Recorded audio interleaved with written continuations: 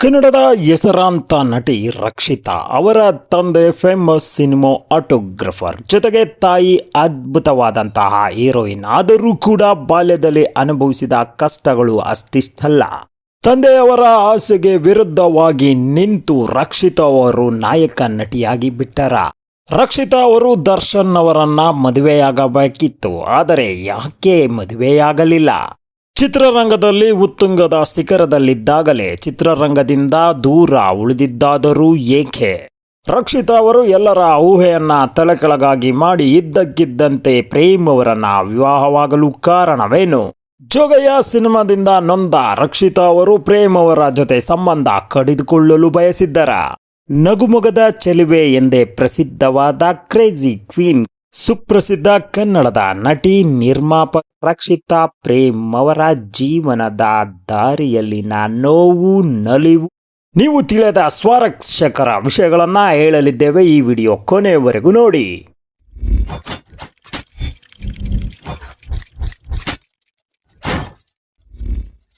ಸದಾ ಯಾವಾಗಲೂ ನಗುಮುಗದಿಂದ ಕೂಡಿರುವ ನಗುತ್ತಲಿರುವ ನಮ್ಮ ಕನ್ನಡದ ಹೆಮ್ಮೆಯ ನಟಿ ರಕ್ಷಿತಾ ಪ್ರೇಮ್ ಅವರ ಜನನ ಮತ್ತು ಬಾಲ್ಯ. ಬಂಧುಗಳೇ, ರಕ್ಷಿತಾ ಪ್ರೇಮ್ ಅವರು ಜನಿಸಿದ್ದು ಬೆಂಗಳೂರಿನಲ್ಲಿ. ಅವರ ಹುಟ್ಟಿದ ಶ್ವೇತಾ ಅವರು 1984 ಮಾರ್ಚ್ 31 ಜನಿಸಿದರು. ತಂದೆ ಕನ್ನಡದ ಹೆಸರಾಂತ ಸಿನಿ ಆಟೋಗ್ರಾಫರ್ BC ಗೌರಿ ಶಂಕರ್ ಅವರು. ಅವರ ತಾಯಿ ಕೂಡ ಅದ್ಭುತವಾದಂತಹ ಕಲಾವಿದೆ, ಫೇಮಸ್ ನಟಿಯಾಗಿದ್ದವರು ಮಮತಾ ರಾವ್ ಅವರು. ರಕ್ಷಿತಾ ಅವರಿಗೆ ಒಬ್ಬ ತಮ್ಮನು ಕೂಡ ಇದ್ದಾರೆ. ಗೌರಿ ಶಂಕರ್ ಮತ್ತು ಮಮತಾ ರಾವ್ ಅವರು ಕಲಾವಿದ ಕುಟುಂಬವಾಗಿದ್ದು ಇಬ್ಬರು ಪ್ರೀತಿಸಿ ಮದುವೆಯಾದವರು. ಅಂತರ್ಜಾತೀಯ ವಿವಾಹ ಕೂಡ. ಆದರೆ 3 ವರ್ಷಕ್ಕೆ ಇವರ ಸಂಬಂಧ ಮುರಿದು ಬಿತ್ತು. ತಮ್ಮ ಇಬ್ಬರು ಮಕ್ಕಳನ್ನು ಸಾಕಿ ಬೆಳೆಸಲು ತಾಯಿ ತುಂಬಾನೇ ಕಷ್ಟ ಬಿದ್ದಿದ್ದಾರೆ. ರಕ್ಷಿತಾ ಅವರು ಇದರ ಕುರಿತು ಆಗ ಹೇಳುತ್ತಿರುತ್ತಾರೆ. ರಕ್ಷಿತಾ ಅವರ ಚಿತ್ರರಂಗ ಪ್ರವೇಶ. ಪುನೀತ್ ರಾಜ್ಕುಮಾರ್ ಹೋಗುವ ಡ್ಯಾನ್ಸ್ ಕ್ಲಾಸಲ್ಲಿ ರಕ್ಷಿತಾ ಕೂಡ ಇರುತ್ತಾರೆ. ಇವರನ್ನ ಗಮನಿಸಿದ ಅಪ್ಪು ಅವರು ಪಾರ್ವತಮ್ಮ ಅವರಿಗೆ ಇವರನ್ನ ತಮ್ಮ ಅಪ್ಪು ಸಿನಿಮಾದ ನಾಯಕಿಯಾಗಿ ಮಾಡುವಂತೆ ಅಪ್ರೋಚ್ ಮಾಡಿರುತ್ತಾರೆ. ಅದರಂತೆ ಇವರು BC ಶಂಕರ್ ಅವರ ಮಗಳೆಂದು ತಿಳಿದು ರಕ್ಷಿತಾ ಅವರನ್ನ ಅಪ್ಪು ಸಿನಿಮಾದ ನಾಯಕಿಯಾಗಿ ಆಯ್ಕೆ ಮಾಡಿಕೊಳ್ಳುತ್ತಾರೆ. ಚಿತ್ರ ಬಿಡುಗಡೆಯಾಗಿ ಬ್ಲಾಕ್ ಬಾಸ್ಟರ್ ಹಿಟ್ ಆಗುತ್ತದೆ. ಕನ್ನಡಿಗರ ಹೃದಯವನ್ನ ಗೆದ್ದು ಬಿಡುತ್ತಾರೆ ರಕ್ಷಿತಾ ಅವರು. ನಂತರ ರಕ್ಷಿತಾ ಅವರು ತೆಲುಗಿನ ಐಡಿಯಟ್ ಅಂತಕ್ಕಂಥ ಒಂದು ಸಿನಿಮಾದಲ್ಲಿ ಅಭಿನಯಿಸಿ ಆ ಸಿನಿಮಾ ಕೂಡ ಭರ್ಜರಿ ಯಶಸ್ಸು ಕಾಣುತ್ತದೆ. 2002ರಿಂದ 2007ರವರೆಗೆ ಕೇವಲ 5 ವರ್ಷಗಳ ಕಾಲ ರಕ್ಷಿತಾ ಅವರು ಕನ್ನಡ, ತೆಲುಗು, ತಮಿಳು ಸೇರಿದಂತೆ ಎಲ್ಲ ಭಾಷೆಗಳಲ್ಲೂ ಆ ಒಂದು ಭಾಷೆಗಳ ಟಾಪ್ ಹೀರೋಗಳ ಜೊತೆ ನಟಿಸಿದ ಶ್ರೇಯಸ್ಸನ್ನ ಹೊಂದಿದ್ದಾರೆ. ತಮ್ಮ ಅದ್ಭುತವಾದ ನಗುವಿನ ಮೂಲಕ ಜನರನ್ನ ಬೇಗನೆ ತನ್ನತ್ತೆ ಸೆಳೆಯುವ ಶಕ್ತಿಯನ್ನ ರಕ್ಷಿತಾ ಅವರು ಹೊಂದಿದ್ದಾರೆ. ಜೊತೆಗೆ ಮನೋಜ್ಞವಾದ ಅಭಿನಯವೂ ಕೂಡ ಇವರಿಗೆ ಕರಗತವಾಗಿದೆ.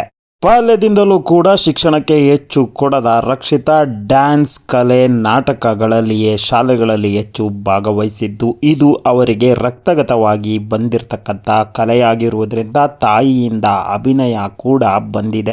ತಾನು ಚಿತ್ರರಂಗದಲ್ಲಿ ಇದ್ದುದು ಕೇವಲ 5 ವರ್ಷಗಳಾದರೂ ಕೂಡ ಜನರ ಮನಸ್ಸಲ್ಲಿ ಉಳಿಯುವಂಥ ಅದ್ಭುತ ಅಭಿನಯವನ್ನ ಮಾಡಿದ್ದಾರೆ. ಇವರು ಕನ್ನಡದಲ್ಲಿ ಮಾತ್ರ ಫೇಮಸ್ ಆಗಿಲ್ಲ, ತಮಿಳು ಮತ್ತು ತೆಲುಗು ಚಿತ್ರರಂಗದಲ್ಲಿ ಕೂಡ ಇವರು ಫೇಮಸ್ ನಟಿಯಾಗಿದ್ದಾರೆ ಬಂಧುಗಳೇ. ಅದರಲ್ಲೂ ನಮ್ಮ ಕನ್ನಡದಲ್ಲಿ ದರ್ಶನ್ ಮತ್ತು ರಕ್ಷಿತಾ ಜೋಡಿ ಮಾಡಿದ ಮೋಡಿಯಂತೂ ಅದ್ಭುತವಾಗಿತ್ತು. ಇವರ ಜೊತೆಯಲ್ಲಿ ಮೂಡಿ ಬಂದ ಎಲ್ಲ ಚಿತ್ರಗಳು ಕೂಡ ಸಿನಿ ರಸಿಕರನ್ನ ಎದ್ದು ಕುಣಿಯುವಂತೆ ಮಾಡಿದ್ದು ಹೊಸ ಅಲೆಯನ್ನೇ ಸೃಷ್ಟಿಸಿತ್ತು. ದರ್ಶನ್ ಮತ್ತು ನಟಿ ರಕ್ಷಿತಾ ಅವರ ಮದುವೆ ವದಂತಿ. ಹೌದು ಬಂಧುಗಳೇ, ಈ ವದಂತಿ ಇವರು ಚಿತ್ರರಂಗದ ಪೀಕ್ ಲೆವೆಲ್ ಇದ್ದಾಗ ಎಲ್ಲ ಕಡೆ ಸದ್ದು ಮಾಡಿತ್ತು. ಆದರೆ ಇದು ಸತ್ಯ ಕೂಡ ಹೌದು.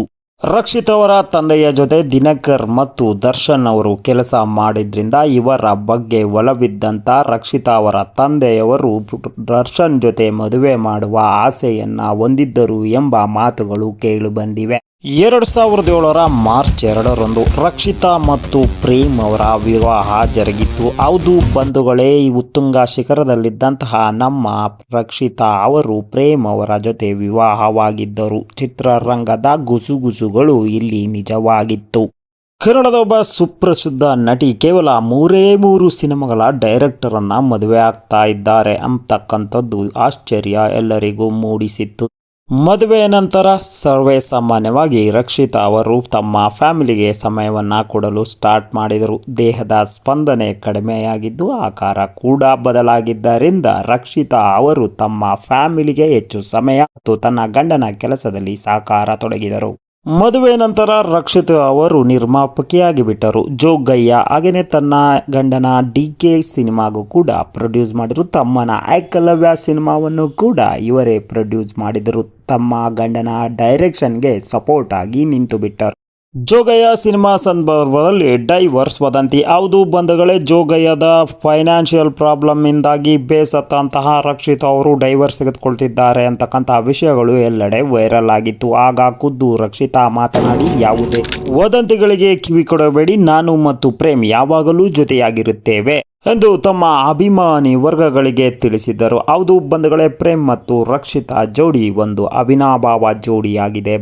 ರಕ್ಷಿತಾ ಅವರು ಕನ್ನಡದ ಹೆಸರಾಂತ ಕಾಮಿಡಿ ಶೋ ಕಾಮಿಡಿ ಕಿಲಾಡಿಗಳಲ್ಲಿ ಜಡ್ಜಸ್ ಆಗಿಯೂ ಕೂಡ ಕಾರ್ಯನಿರ್ವಹಿಸಿದ್ದಾರೆ. ಜನರನ್ನ ತಲುಪುವಲ್ಲಿ ಯಶಸ್ವಿಯಾಗಿದ್ದಾರೆ. ರಾಜಕೀಯವಾಗಿ BRS ಪಕ್ಷ ಸ್ಥಾಪನೆಯಾದಾಗ ರಕ್ಷಿತಾ ಪ್ರೇಮ್ ಗುರುತಿಸಿಕೊಂಡರು. ನಂತರ KJP, ನಂತರ JDSನಲ್ಲಿಯೂ ಗುರುತಿಸಿಕೊಂಡು MP ಎಲೆಕ್ಷನ್ನಲ್ಲಿ ನಿಲ್ಲುವ ಸಾಧ್ಯತೆ ಇದೆ ಎಂದು ಕೇಳಲ್ಪಟ್ಟಿದ್ದೆವು. ಆದರೆ ಅದ್ಯಾವುದೂ ನಡೆಯಲಿಲ್ಲ. ಸದ್ಯಕ್ಕಂತೂ ರಕ್ಷಿತಾ ಅವರು ಯಾವುದೇ ಪಕ್ಷದ ಜೊತೆ ಗುರುತಿಸಿಕೊಂಡಿಲ್ಲ. ಇದಾಗಿತ್ತು ರಕ್ಷಿತಾ ಅವರ ಕುರಿತಾದಂತಹ ಒಂದು ಮಾಹಿತಿ. ಬಂಧುಗಳೇ, ಈ ವಿಡಿಯೋ ನಿಮಗೆ ಇಷ್ಟ ಆಗಿದ್ರೆ ದಯವಿಟ್ಟು ಲೈಕ್ ಮಾಡಿ, ಹಾಗೇನೆ ಶೇರ್ ಮಾಡಿ. ಈ ರೀತಿಯ ವಿಡಿಯೋಗಳಿಗಾಗಿ ನಮ್ಮ ಚಾನಲ್ನ ಸಬ್ಸ್ಕ್ರೈಬ್ ಮಾಡೋದನ್ನ ಮರಿಬೇಡಿ. ಇನ್ನು ಹೆಚ್ಚಿನ ಈ ರೀತಿಯ ವಿಡಿಯೋಗಳೊಂದಿಗೆ ಮತ್ತೆ ಭೇಟಿಯಾಗ್ತೇನೆ. ಅಲ್ಲಿಯವರೆಗೂ ನಿಮಗೆಲ್ಲರಿಗೂ ಕೂಡ ಟೇಕ್ ಕೇರ್ ಅಂಡ್ ಬಾಯ್. ಧನ್ಯವಾದಗಳು ಬಂಧುಗಳೇ.